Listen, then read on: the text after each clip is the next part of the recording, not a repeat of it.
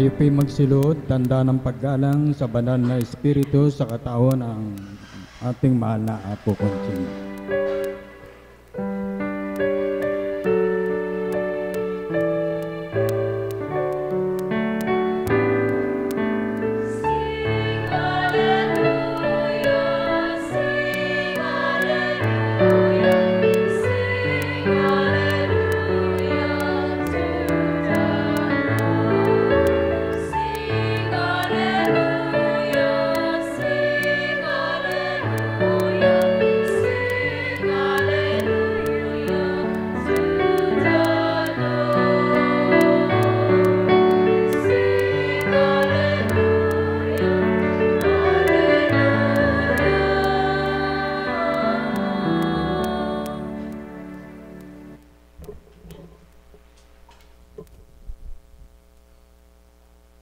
Sumainyo ang kapayapaan, kay buti ng Ama, kay dakila niya, tunay, tapat at wagas ang paghahandog niya, sapagkat kung ang buhay ay naibigay niya, ang hindi may pagkakalob sa mga anak niyang sinidlan ng buhay.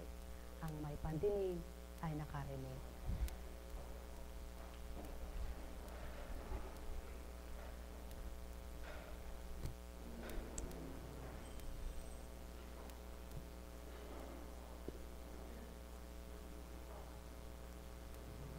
Bilang may karampot na kaalaman at karunungan, kapag sinisiwalat mo yung bahagi ng Diyos sa buhay mo, para bagang bilang tao, parang gusto mong magsawa at umayaw na. Ngunit hindi pala dapat. Hambing sa ina, pag mong pagsawaan ang anak mo, wika nga niya. Hambing sa ama, pag mong pagsawaan ang iyong anak. Ngunit at pasubali, ang ama at ina ay magkaiba kahit parehas na nagmamahal sa mga anak nila. Mayroon na mas maunawain pa. Mayroon namang ina na mas maunawain sa ama. Kaya't kung sino ang mga anak nila na sa kanila, doon malapit sila, di baga.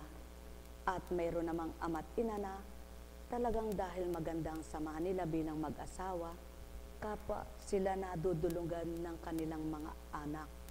Kapwa sila nasasabihan na kung ano yung dalahin nila at problema. At siya unang mahal at ang ama. Kapwa nadudulugan kung papaano ang mahal na birhen ay nagkatawang at ay katawang tao man, at ang anak ay nagkatawang tao lamang, subalit nang dahil mapalad siyang babae, na binigay ang talino, ang pandamang mabuti, ang malawak na pangunawa sa mahal na birhen, hindi nga ba't siya'y pinagdidibusyonan ng marami? Sapagkat ang pagdulog sa mahal na ina ay pinakikinggan ng mahal na ama. At nang dahil mahal naman ng naging anak na nagkatawang tao, ang inang birhen, ay sa pamamagitan ng pagdulog niya, pag pinakiusap, ihambing nyo na lamang nung sa kasalan ng Kanaan, sa Kanaan. Anong sinabi ng mahal na birhen? Anak, kulang na eka ang kanilang alak. Babae, wag mo akong pangunahan. Bagamat sinabi yung babae, wag mo akong pangunahan. Subalit pagtalikod, ginawa pa rin yung dapat sa makatwid dahil sa pagmamahal ng Kristo sa ina bilang ina na pinagmulan niya bilang nagkatawang tao. Hindi man siya sumasabi ng maganda, hindi naman sinabing oo, mawa siya. Yaon ang mga anak naman na nagmamahal ulang. Na kahit tumutol dahil sa pagmamahal, ginagawa pa rin yung mabuti. Subalit nakita rin at naisalarawan ang pagiging isang mabuting ina, pagpakumbabang tao sa Mariyang tawag ng ina. Bagamat sinabi yung gayon, hindi siya nagtampo, hindi siya nagdamdam na, o bakit mo ako sinagot ng ganyan? Hindi ka ng tao na damdamin na, Aba, anak lang kita, sinagot mo ako ng ganyan. Katulad ng pagsasalitang, babae, wag mo akong namahal na kapatid. Kung tunay na ang tao'y nagbabasa ng Biblia at may pangunawa na magbibigay pangunawa ay Espiritong Banal at taglay nila ang Espiritong Banal, wala namang magiging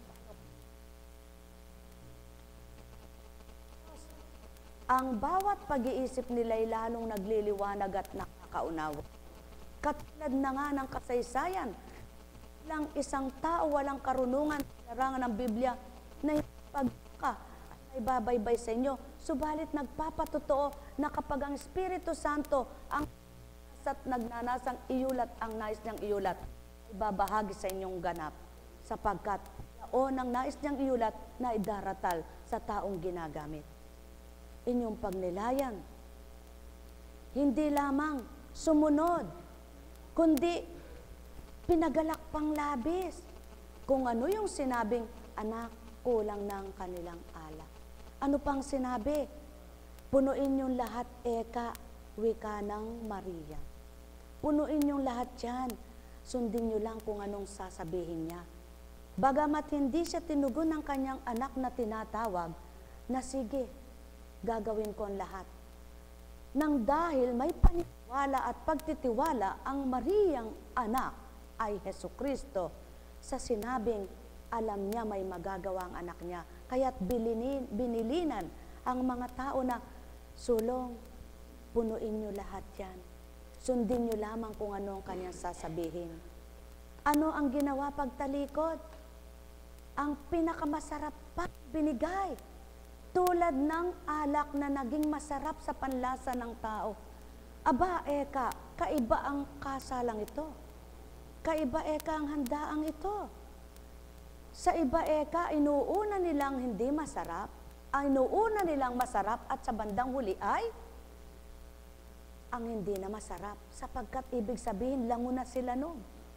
Ngunit at pasubali, ang inuna nilang naubos, ay mas masarap yaong ginawa ng anak na turingan. Sa makatwid, kung sa unang buhay mo, hindi masarap ang nalalasap mo, nang tinanggap mo ang Kristo, napasasarap niya ito. Kaya ang lahat ng totoong tumanggap, na sa unay hindi nalalasap sarap, nang tanggapin ng Kristo'y dapat sa sarap ng buhay nilang tinatanggap ay ng palasap ng sarap. Hindi, nasa Panginoon ka na. Tinatawag mo'y Panginoon. Kung anong buhay mo at pagkatao mo nung una, na hinagpis, hirap, sakit, dusang, hinagpis, daing, diyan, daing doon, ganun pa rin ang tinanggap mo na. Ano ang naiba? Kaya, yaon ngayon ang pagnilayan nyo, mga mahal ko. Tinanggap nyo na nga bang totoo ang Kristo? Dapat kung sa unang hindi nyo siya tanggap, ay dumaranas kayo ng isip nyong magulo, ng puso nyong litong-lito, at maraming sakit at dosa, nang tanggapin ang sabi nyong tagapagligtas, na param na ang gulo, litong isip at pagkabahala ng puso nyo. Sapagkat, tulad ng Maria, umaasang hindi siya bibiguin. Kaya hindi man siya tinugon ng oo, o kaya sinabing, hintayin mo. Wala siyang inasahan, kundi gagawin niya yun dahil mabuti ang kanyang pakiusap. Kaya kung kayo'y mabuti ang pakiusap nyo at alam nyong para sa lahat, tulad ng inaaring makakaligaya sa may kasalan, sa may handaan, ang winika ng Maria na anak, wala na eka, kulang na ang kanilang alak. Sa makatwid, ano man ang alam mong kulang, ano man ang alam mong wala na, dahil nagtitiwala kang may Kristo kang tagapagligtas, mapalalabis niya iyan at mapasasarap pa. Kaya't ang ginawa, nang lumisan ang nagsalita, tumalima ang gagawa. Ganyan ang dumudulog at nananalangin sa Ama. Pagkatapos mong sinabi, manalig ka nang may mangyayari. Pagkatapos mong sinabi, manalig tupad na ang sinasabihan mo na tiwala ka, naniniwala ka, at tapat kang tumatanggap sa Kanya. Yaon ang damdamin ng isang Maria. Tapat sa anak, totoo sa anak. Kaya naman itong totoong anak din na alam niyang mahal itong ina, pagtalikod, gumawa na nga siya ng marapat. Kayo, ilang beses na ba kayong nanambitan na lumuluha? Na pinananaligan nyo'y mabuti ang Ama, mabait ang Ama, dakila ang Kristo, Panginoon ang Kristo. Bakit pagtindig nyo'y may sama pa rin ang loob kayo? Dapat nang makilala nyo ang tagapagligtas at magbibigay ng sarap ng buhay, tulad ng alak na napasarap, samantalang tubig lamang ginawang alak. Sa makatwid, walang imposible sa Ama. Ang lahat ay nagagawa niya tulad ng tubig na napasarap ang alak. Mga mahal, kung literal na babasahin ang mga mensahe sa banal na libro na tinatawag, wala kayong maaapuhap na katugunan, wala kayong mararamdaman na katapatan. Subalit, kung ang Espiritu Santo ang sumasa inyo at nawawawaan ninyo ang lahat ng pinag-aaralan at pinagninilayan nyo ang mga banal na salita, mapag-aaralan nyo ang Diyos ang may mahiwaga. At kaya nga, sinambit na maliwanag, anak, kulang na ang kanilang alak. Ubos na, mauubos na. Sa makatwid, kulang man at ubos na, may magagawa pa ring malabis, kalabisan, para sa kulang, para sa wala na. Mga mahal, yan ang nais mabuhay ng Ama sa pananampalataya. Kaya tularan ang isang matimtimang Maria, ang isang matimtiman at tapat sa pananampalataya sa pagsunod sa Ama. Hindi masumunod dahil alam niyang susundin niya'y Diyos, ang tutuparin niya'y kabutihan. Kaya naman, bagamat sumunod, may pinagdaanan pa rin itong Maria. Yaon din ang patotoo sa inyo, ang bawat sumunod sa kalooban ng Ama may pinagdaraanan. Subalit sa mga pinagdaraanan, pagkatapos ng mga sakit at dusa, kaya't nakapagrosaryo ang Maria ng hapis, tuwa at luwalhati. Sapagkat nagsimula at naganap sa buhay niya ang hapis at pagkatapos tuwa at naging luwalhati. Kaya kung papaano ang isang tunay na imahinasyon ng tao, yaon dapat ay walang dilit iba, kundi ang Maria at ang Kristo na totoo sa buhay nyo. Mga mahal, katotohanan at pawang katotohanan ang aking tinuturan. Yaon na nga ang patutoong kung bilang tao si Constancia at bilang pagkatao, hindi niya ito may sisiwalat, maiuulat, mailalahad. Yaon ang patotoo, ang Espiritu Santo ang magbabahagi sa inyo. Hirap na ba kayong maghintay? Pagod na ba kayong magbata? Sawa na ba kayo sa pagbabata? Huwag, sapagkat tulad ng Maria, nagtiis ng kadustahan. Bakit eka nagbuntis yan? Wala naman siya ekang asawa. Ibig sabihin, nagsiping sila ni Jose. Samantalang panukala nila yut haka-hakat, pagpaparatang, pagbibintang. Subalit, itong si Jose maliwanag din nang sinunod niya'y Ama, hindi ang sarili niya, sapagkat gusto niya nang tumalikod sa Maria, tumalilis ng walang alam. Ngunit at pasubali sa isang panaginip lamang na sinabing, Jose, huwag mo siyang tatalikdan. Pakasalan mo pa rin siya. Tanda ng pagsalod, pagsunod, pagtalima, pinakasalan. Hindi tumutol, hindi niya inisip, baka pagtawanan. Ang inisip ay wala, kundi sumunod. Ibig sabihin, kung di nyo pala isipin ang sasabihin ng kapwa nyo at susunod kayo, ang Ama ang kakamtin nyo, hindi ang kapwa-tao.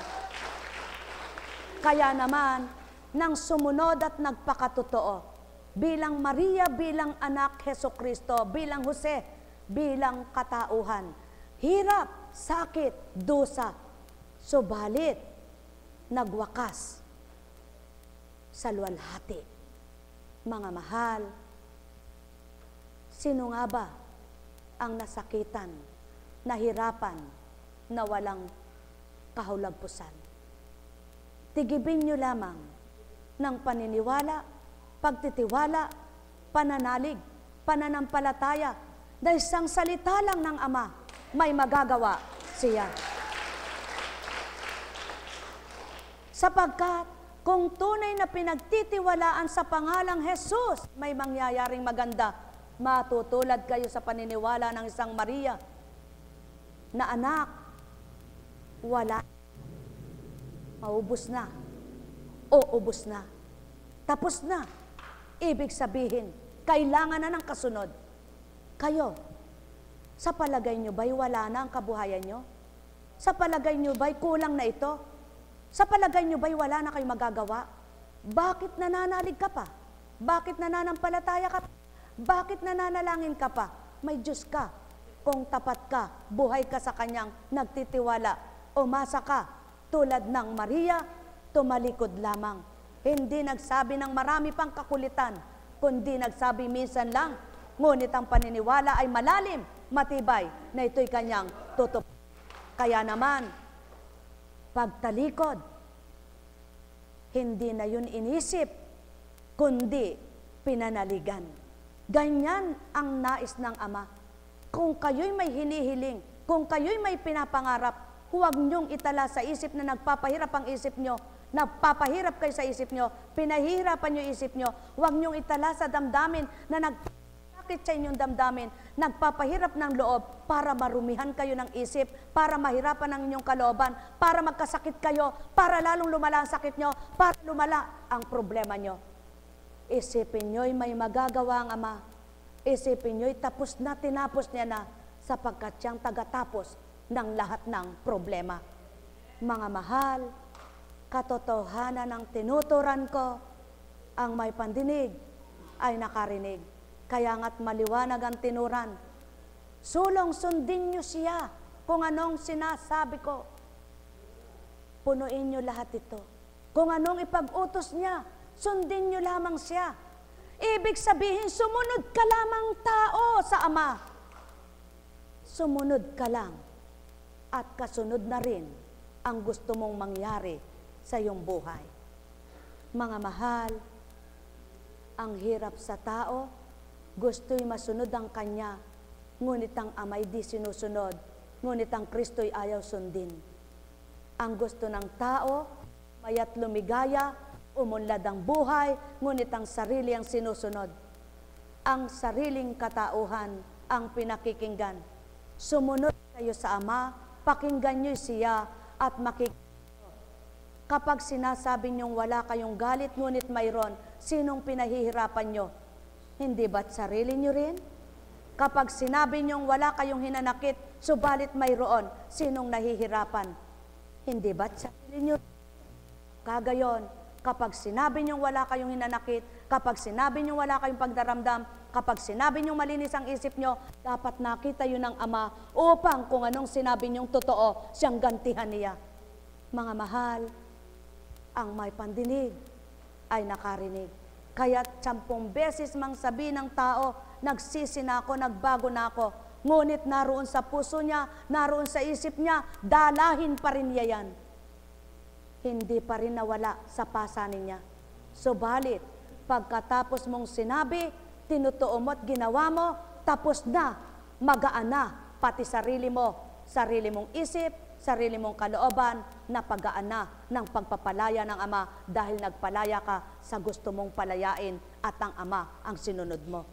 Mga mahal, tohana ng tinuturan ko, sumainyo ang kapayapaan. Alalaumbaga, magpakatalino kayo. Kung nais niyong lumigaya at humaba ang lakas at buhay niyo, huwag niyong ang iniisip ay ang nakagagalit. Huwag ang pinagmasdan ang nakapagpapahinanakit. Huwag ang nag-iisip ay kaguluhan at iniisip ay pagpapakagulo. Isip ang makapapayapa ng isip niyo. Isipin niyo ang makapagpapayapa ng buhay nyo, isipin nyo ang makapagpapagalak ng buhay nyo, isipin nyo ang makapagpapatag ng loob nyo, isipin nyo, may magagawa ang Ama sa buhay nyo. Pagka gaano man karami ang dinadala nyo, marami siyang magagawa. Gaano man kabigat ang pasa ninyo, siya'y magaan kung magdala. At kung napakalaki ng problema nyo, malaki ang kapangyarihan ng Ama. Kaya't sa Kanya kayo magtiwala, kung tapat at totoo, makakamtan nyo sa inyong pagkatao.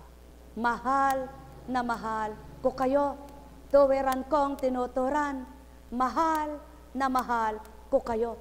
Kaya't isang talata lamang at isang pahina sa banal na aklat ang inyong mapagnilayan yaong binahagi ko sa inyo. Tulad ng Maria, anak, tinawag ang anak bilang nagkatawang tao. Subalit sa pananalig niya at pagtitiwala, ang Diyos ang gagawa.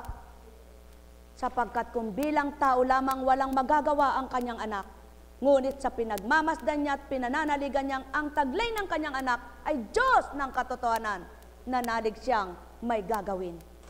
Kaya't kung pagmamasdan niyo ang kapwa niyo at pagkikilala niyo'y tao rin, walang magagawa ang kapwa niyo. Subalit, kung totoo kayong nagtitiwala sa taong pinaniniwalaan nyo, alam nyo ang Diyos ang may gagawin dahil pakikinggan siya at pakikinggan kayo. Yan ang layon at nasa ng Ama. Kaya't ang nag-iisa't pinag-isa sa Espiritu, nagkakaisa, nagmabahalat, nagbibigayan sila. Kaya nga't ang wika, sundin nyo ang lahat ng sasabihin niya. Sa makatwid, sundin nyo ang lahat ng sinasabi ng Ama na makabubuti sa inyo sa pangalan ng Kristo. Sapagkat kung paano nyo kinikilala ang anak, kikilalanin kayo ng Ama. At kung paano nyo nakilala ang Ama sa pamamagitan ng anak, nakilala nyo siya para mabuhay kayo ng payapa sa pananaw niya. Yaon ang layo ng Ama. Yaon ang nasa ng Ama.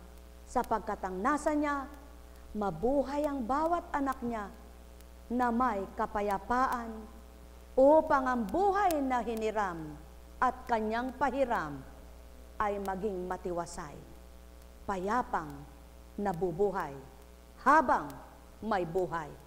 Bakit nalilito? Bakit nagugulo ang buhay ng tao? Hindi ang Amang may gusto, hindi ang Kristong tinatawagan. Ang tao ang may gusto.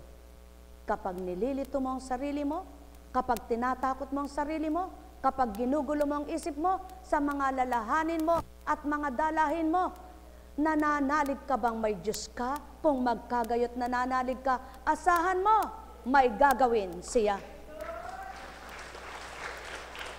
Kaya nga, kapag sinabi niyang, anak, halika rito, pakinggan mo ang aral ko, halika dito, dumuon ka, dumiyan ka, at hanapin mo ako, sumunod ka. Walang tinutukoy, kundi sa isip mo, sa puso mo, sa bibong katauhan mo. Yan ang Ama. Sumunod ka lamang, tumalima ka, kasunod mo na rin siya, at kasama mo.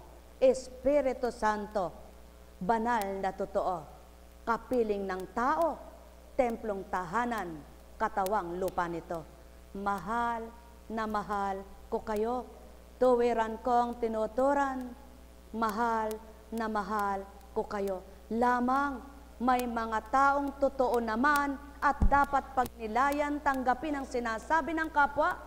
Ngunit kung magkamisan dahil hindi kayang ibaba ang sarili at panaigin ang kanyang sarili, dapat siya ang tama dahil alam niyang siya ang tama, yun ang simula ng kataasan. Kaya nga't hindi rin natanggap ng lahat ang Kristo sapagkat sila'y marurunong. Marurunong sa batas ng kautusan, marurunong sa layuning pangkautusan, subalit wika ng Ama, kung siya'y kilala, dapat sinusunod nila, hindi sa salita, kundi sa gawa. Mahal na mahal ko kayo, tuwiran kong tinuturan, mahal na mahal ko kayo. Ang may pandinig ay nakarinig. upang lubos kayong makalaya, palayain nyo ang dapat nyong palayain sa isip, sa puso na taglay ninyo. Nek karameneyahanam, nek karameneyahanam, nek karameneyahanam. Madali nyong masuri kapag nahihirapan na kayong mag-isip, sino nang dapat nyong tawagin? Kapag nag-aalala na kayo't nababahala, sinong dapat nyong lapitan? Diyos amang di nyo nasisilayan, damhin sa kalooban, kayo'y pakikinggan. Nek karameneyahanam, nek karameneyahanam, nek karameneyahanam. Buhay bang Ama? Buhay bang Ama? Kaya nga't maliwanag ang sinabi niya. Walang ano-ano sa karunungan mula kay Solomon. Ang makapangyarihan mong mga salita ay bumaba mula sa iyong maharlikang trono sa langit. Pumagit na sa lupang iyon na itinalaga mong wasakin, gaya ng mabalasik na mandirigma. Taglay niyang matalim na tabak ng iyong mga utos. Tumayo siya, ang ulo niya'y sagad sa langit, at pinalaganap ang kamatayan sa buong lupain. Walang ano-ano, nakakita sila ng nakatatakot na mga mukha, at sila'y pinagharian ng takot. Kabi-kabila ay may nabubuwal na naghihingalo. Bawat isa'y nagsasabi kung bakit siya namamatay. Ipinampauna sa kanila ng nakatatakot nilang panaginip upang bago sila mamatay, ay malaman nila ang dahilan. Ganyan kumilos ang Ama sa panahong yaon. Kaya naisalaysay nitong si Solomon kung anong mga nabaybay niya, sapagkat maliwanag na naganap at nasilayan ng kanyang ninunong si David. At maging siya ng kanyang mga ninunong si Solomon ngayon sa panahon ngayon. Anong tataglayin at tinataglay ng tao? Ang taglay ni Solomon noon, magpahanggang ngayon taglay pa rin ang kayamanan ng lupa. Sapagkat ang panahon noon, lahat ng ginto'y pinakinabangan din ng tao sa lupa. Mga minamahal, tandaan ninyo, ang bawat araw, walang katapusan ng gintong aral. Walang katapusan ng gintong buhay. Walang katapusan ng buhay na kaloob ng Ama na dapat niyang buhayin at mabubuhay. Subalit tinatapos ng mga anak niyang walang pagkilalang tapat at totoo sa Kanya. Ang magandang buhay na barapat ay kinakamti nilang may galak. Ano ba gayaan? Yang magkaroon ka ng mabuting pag-isip at mabuting kalooban, isang mabuting buhay na magiging masaya ka at maligaya sa maghapon at magdamag. Aanin mo ang pera kung nakapagpapagulo sa buhay mo. Aanin mo ang pera kung nakapagpapalito sa iyo. Aanin mo ang pera kung di ka masaya. Kaya't ang dapat ng lahat ng kinakamtan nyo, makapagpaligaya, makapagpasaya, makapagpasigla. Kaya nga, dahil sa salapi, maraming naghidwaan, maraming sumama, marami ang taong nalayo at nawalay sa Ama. Nang dahil sa salapi, maraming makasalanan. Subalit, nang dahil sa salapi, nakabibili ng pagkain na kung hindi sa Ama, walang bibilhin, walang kakainin. Nang dahil sa salapi, nawalay sa Kanya, nalayo sa Kanya, subalit ang lumalapit, lalong nalalago, lumalago sa isip niya, mahalaga ang Ama, maligaya ang Ama, maligaya siya, maligaya silang dalawa, kaya't patuloy silang masaya. Sumainyong kapayapaan, mga minamahal. Nek karameneyahanam, nek karameneyahanam, nek karameneyahanam. Kaya nga, saan ba ang tunay na kaligayahan? Sa salapi o sa pagmamahalan? Gaano man karamit laksa ang bilang ng salapi nyo, kung walang pagmamahalan, walang saya pa rin kayo. Kaya't ang pinakamaligayang buhay, nagmamahalan ang bawat isang anak ng Ama. Kalinsabay niyon ang lahat ng kailangan. Kung nasa inyo at binibigay, lalo kayong sumasaya, lumiligaya, tao. Mahal na mahal ko kayo. Tuwiran kong tinuturan, mahal na mahal ko kayo. Nek karameneyahanam, nek karameneyahanam, nek karameneyahanam. Buhay ba ang Ama? Buhay ba ang Diyos? May natutunan na naman po tayo. Mapalad kayo. Ako mamaya pa lang makikinig. Kaya pag hindi po na-record at nalimutan ng ITT mo, dili ka, ay meron silang na-miss na hindi po na-record, malungkot ako. Bakit po? Sapagkat hindi ko na po kayang ibalik yun eh. Kaya gusto ko mapakinggan sapagkat yun ang pagkain ko. Pagkain ng espiritu, pagkain ng kaluluwa ko at katawan. At yun din ang aking vitamina. Sapagkat habang pinakikinggan ko yan, lalong nagbibigay lakas sa akin para labanan ko ang hamon ng buhay at lalo kong mapagtibay ang sarili kong maglingkod. Yun, baka ako'y tibag na rin. Buhay ba ang Diyos? At siyaon ang pawang katotohanan, kaya kung paano kayo nakikinig, ako rin ay nakikinig. Kaya kapag ako'y nakikinig ng mensahe, gusto ko'y tahimik, wala akong kausap, wala akong naririnig kahit ano. Kaya't pag nakikinig ako, nag-iisa ako sa kwarto. Sapagkat ninanamnam ko ito dahil ito rin ang aking lakas at liwanag. Yan ang hindi alam ng tao, hindi ko pinag-aralan, kaya kailangan yung pakikinggan ko na yon, pagnilayan ko, sapagkat doon din ako humuhugot ng sigla sa pananampalataya. Katulad ng sa Facebook, pagkatapos na italayan, patotoo. Si Arlie na lang magpatotoo. Bakit ayaw kung hindi na i-record? At kapag walang internet, bakit ayaw na ayaw ko? Sapagkat gusto ko pag binabasa ko na yung nasa pagkatawa ko, nananamnam ko rin. Sapagkat hindi ko yan nananamnam maigi pag ginagamit pa ako. Kaya kailangan pag ako'y nasa pagkatao na, doon ko ninanamnam na mabuti at doon ko na pagninilayan, Diyos ko, katalino mo, paano lumabas ito sa bibig ko?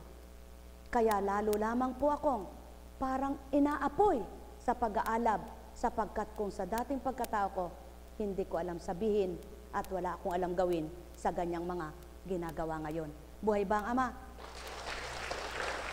Doon napapatotohanan na bakit ka mahihiya sa tao kung ano man ang sabihin nila, samantalang ikaw mismo alam mo, ginagawa mo na hindi ka demonyo at di ka sa demonyo. Kaya nais ko pong ang bawat mensahe ay napagkikinggan ko at napagninilayan ko, sapagkat totoong-totoo ang salitang banal nagbibigay sigla ng buhay. Sapagkat kung hindi ko napapakinggan yan at nagbilang pagkatawa ko, baka wala na po kayong makitang tao rito na nagsasabi kayong Apo Kunching, sapagkat hindi ko kakayanin at wala akong alam sa bawat kong gagawin. Kaya't pinupuri ko ang Ama, pinasasalamatan ko, isa ako sa napabilang, napasama sa kanyang mga ginamit. Kaya kung paano kayo ay nagpapasalamat sa kanya at sinasabi niyong salamat Apo, ako'y walang hanggan ang pasasalamat ko sa Ama, sapagkat naka-isa ko kayo, naging kaisa ko kayo, at kung hindi sa Kanya, kundi ako naglingkod, hindi tayo nagkapanagpo ngayon at di tayo nagkakapanagpo, di tayo lumago, di tayo nagkita-kita at nagkakilalanin. Kaya napakabuti ng Ama, napakaiwaga niya, kay sarap sa piling ng Kanyang Espiritu. Buhay ba ang Ama? Buhay ba ang Diyos? Kaya para maging tapat kayo, pakinggan nyo ito. Ang mga matuwidman ay nakadaranas din ng kamatayan sa kanilang paglalakbay sa ilang. Ngunit hindi yun nagtagal at tumigil. Isang taong walang sala ang nagligtas sa kanila noon. Sino yon?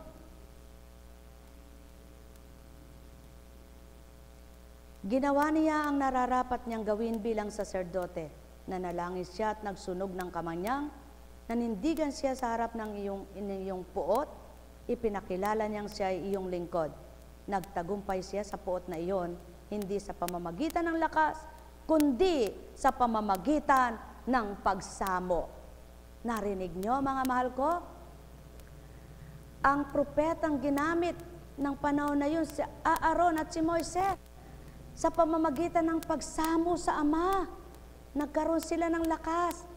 sapagkat sila'y ginamit na napakarami nilang pinagdaanan. Minumura na sila ng mga Israelita, nagagalit na sa kanila, na sinisisi, na sinasabing, bakit kasi sumunod pa kami sa iyo? Na kung nasa Ehipto kami, kumakain kami ng karne. Kahit sila'y nahihirapan, nabubusog sila. Hindi nila naisip na pansamantala lang yung hirap na yon, at kapag natukoy na nila at narating nila ang lupang pangako, maginhawa na. Kaya naman, dahil nagalit ang ama, nangangamatay sila. At anong sinabi ng Panginoon? Parurusahan niya. Sapagkat siya na mismong nangusap, siya na mismong naghango, ayaw pa nilang maniwala. Ganyan ang tao, dahil tao ang ginamit. Ngayon, sa panahon ng Espiritu, mga mahal ko, naway pagtantuin niyo at pagnilayan, sino ang totoong tagapagligtas niyo? Hindi tao, kundi ang Diyos na totoo. Wala na ang Panginoong Jesucristong tinatawag na Panginoon, gamutin mo ako, kundi sa larangan na lang ng pagsambit sa pamamagitan ng Espiritu Santo. Panginoong Jesucristo, sa pangalan mo, nananalig ako, pagalingin mo ako. Di ba gayon? Kaya't maliwanag ang salita, ang sino mang tumutugon sa aking panawagan at tapat niya akong pinakinggan, kailan may di ko bibigyang kasipayuan. Sapagkat ang Diyos ang pag-ibig at ang Diyos ang kadakilaan. Buhay ba ang Ama? Kaya manalig kayo. Pansamantala lang yan, panandalian lang yung dinaranas nyo. At kapag pinagtiwalaan yung lubos ang Ama, tulad ng Kristo, nagawa niyang palabisin at masarap pa.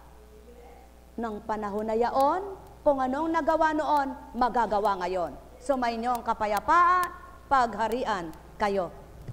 Suko na ba kayo? Salamat sa Ama.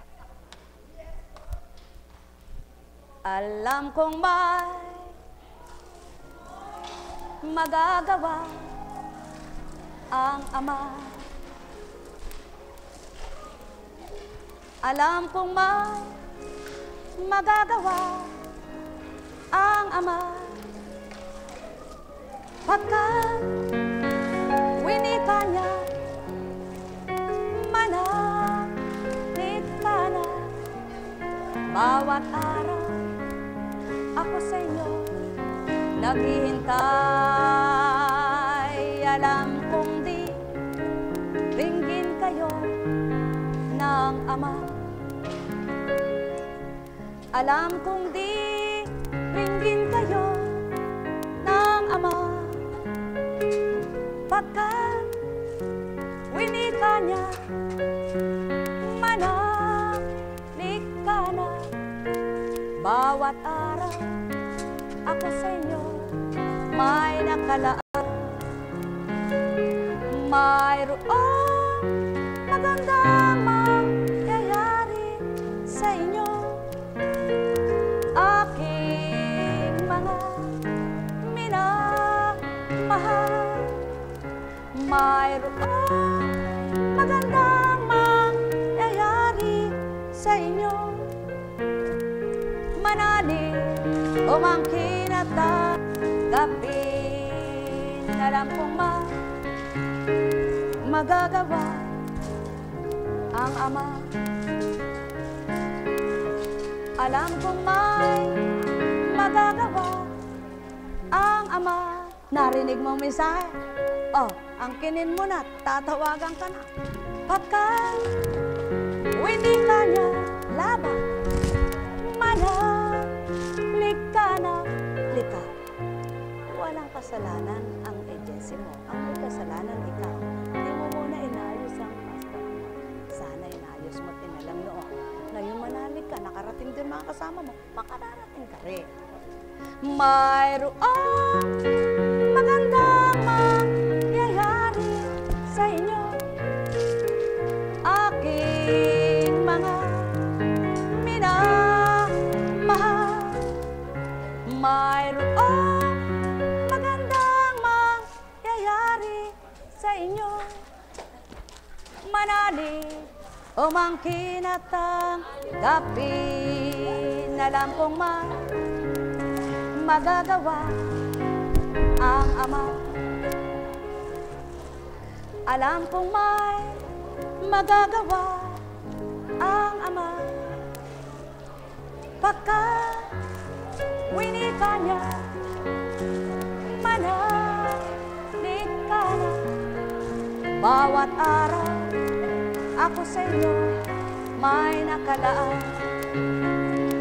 Mayroong magandang mangyayari sa inyo, aking mga minamahal. Mayroong magandang mangyayari sa inyo, manalig, umangkin at tanggapin.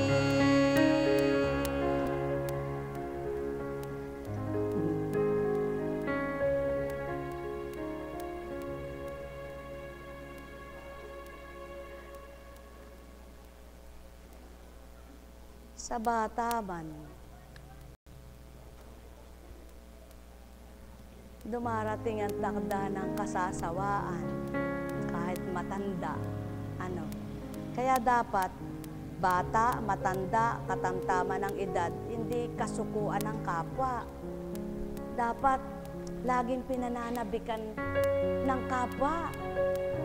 Laging kinatutuwa ng kapwa, hindi kinasusuklaman. Kapag damdaming tao, talagang nakakasuklam, may masusuklam sa tao. Ngunit, dapat yung nakakasuklam, ibigay nyo sa Ama. Huwag kayong masuklam. Para hindi kayo nasusuklam sa kapwa nyo, ibigay nyo sa Ama. At huwag kayong mga suklam. Para na sa gayon, siyang gumawa sa inyong galak, sa puso, sa isip, sa salita, gawin ninyong Ama ang tagapagsandata ng lahat. Buhay ba ang Ama? Hambing sa bulaklak, iba ang amoy ng sampagita sa ilang-ilang. Iba ang hugis ng sampagita na mga petals niya sa ilang-ilang, sa makatwid. Sa tao man, kung parehas na mabango at may amoy silang bango, iba-iba rin ang kanilang ginagawa. Iba't iba ang amoy nila. Kaya, kung parehas silang mabuti pawa, magkaiba man ang kanilang pang-amoy at ibang amoy, iba ang kanilang mga amoy, Ama pa rin ang may gawa ng kanilang kabanguhan, kagandahan. Ngunit kapag ang bango mo ay nakakasulasok, nakakasawa, iba ang may likha niyan. Alam kong magagawa ang Ama. Alam kong may magagawa ang Ama. Pagka winika niya, manalig ka na. Bawat araw ako sa inyo may nakalaan. Mayroong magandang mangyayari sa inyo, aking mga minamahal. Laging sinasabi sa awiting ito, may magandang mangyayari sa inyo, mga minamahal. Kaya't kung bilang tao at magbibilang tao, tutulad din sa damdaming tao, hindi rin aasa. Hindi na magkakaroon ng pag-asa, sapagkat hindi naman lahat ng hiniling pagdakakarakay, eto na. Ngunit dahil alam mo, ang Ama mong tinatawagan ay mayroong takda sa iyo para ibigay ang lahat ng ito. Magtitiwala ka, maniniwala ka, kahit tumalikod ka na hindi pa niya binigay, aasa kang may gagawin siya. Buhay ba ang Ama? Kaya sa inyong lahat, sumainyo ang kapayapaan, pagharian kayong tuwiran, malubos ang kagalakan, kasiyahay inyong kamtan. Kapag humihina ang inyong espiritu, humihina rin ang inyong pananalig at pananampalataya. Kapag humihina ang inyong espiritu, humihina rin ang inyong pag-asa, namamatay ang inyong pag-asa. Kapag lumalakas ang inyong espiritu, lumalakas ang inyong pag-asa, ang ligaya ay sumisigla. Tandaan ninyo, lahat sa banal na espiritu magmumula ang mabubuting isip, mabubuting pandama, at mabuting buhay. Sumayinyong kapayapaan sa pangalan ng Diyos Ama, Diyos Anak, Diyos Espiritu Santo. Magsihayo kayong may galak sa puso nyo. Tigibin ninyo ng liwanag na mula sa Ama ang inyong buong katauhan. Yaong espiritong taglay nyo na huwag nyo nang mithiing mamatay. Bagkus patuloy na mapag-alab ang apoy na magningas at mapagningning na ganap. Sa gayon, kung paano nyo ginugunita ang pagsapit ng tinatawag na Pasko, bagamat hindi yaon ang tunay na pagsilang ng Kristo, makalasap kayo ng sarap ng regalo. Sumayinyong kapayapaan, pagharian kayo. Nekkarameneyahanam, nekkarameneyahanam, nekkarameneyahanam. Buhay ba ang Diyos? Buhay po ba ang Diyos? Ang sarap namnamin. Alam niyo po, siguro kung ginamit ako, oo nga, nagpagamit. Kung ginamit lang ako sa panggagamot, walang pangangaral, ay nako po, baka po hindi tayo tumagal man lang ng 1 taon, baka hindi ko kayo nakilala. Sapagkat kung ang ginamit lang sa akin, ng gamot ng pilay, ng gamot ng gayon, naku, hindi ko yung pag-aaksaya ng panahon, maghanap buhay na lang ako. Bakit po ako nakapagpahaba ng aking pagtitiwala dahil sa salitang ibinahagi na aking pinakikinggan sa tuwinang tapos na akong maglingkod. Doon ako nagkaroon ng takot na papaanong nangyayari yon, na papaanong naririnig ko yon at nasasabi yaon. Kaya ang salitang banal ay nagpapatibay sa pananalig ng sinuman. Kaya tanggapin ninyo, kung ayaw niyong pakinggan ito, sa iba kayo makinig. Kung doon kayo magigising at mamumulat, ang mahalaga, ang banal na salita, huwag niyong kaliligtaan, hanapin at pakinggan. Sa isip niyo, sa kalooban ay ibuhay niyong ganap. Upang huwag mamatay ang inyong pag-asa at pananampalataya mula sa Diyos Ama, Diyos Anak, Diyos Espiritu Santo. Pagpalain kayo. Nekkarameneyahanam, nekkarameneyahanam, nekkarameneyahanam. Tandaan ninyo, ang salitang banal ay makapangyarihan at may buhay sa taong nagsasabuhay at nagtitiwalang tuwiran. Pagpalain kayo. Nekkarameneyahanam, nekkarameneyahanam, nekkarameneyahanam. Buhay ba ang Diyos? Tapat po ba ang Diyos? Kaya hindi nga po ba ang Panginoong Hesukristo ay hindi naman tinanggap ng lahat ng tao noon? Subalit, natigatig po ba siya? Nabahala po ba siya? O dili kaya'y nakapagpahina sa kanyang gagawin ang ginawa ng mga tao? Hindi, sapagkat tanda ng puspos siya ng Espiritu ng Ama. Kaya kapag kayo'y puspos ng Espiritu, hindi kayo matitigatig, mababahala sa sinasabi ng inyong kapwa na makapagdudulot sa inyo ng kalituhat, kaguluhan at sama ng kalooban. Sapagkat ang Ama ang siyang inyong unahing pakikinggan at dadamin upang patuloy kayong sa Kanya ay magtiwala. Pagpalain kayo. Tayo na, mga minamahal ko. Buhay ba ang Diyos?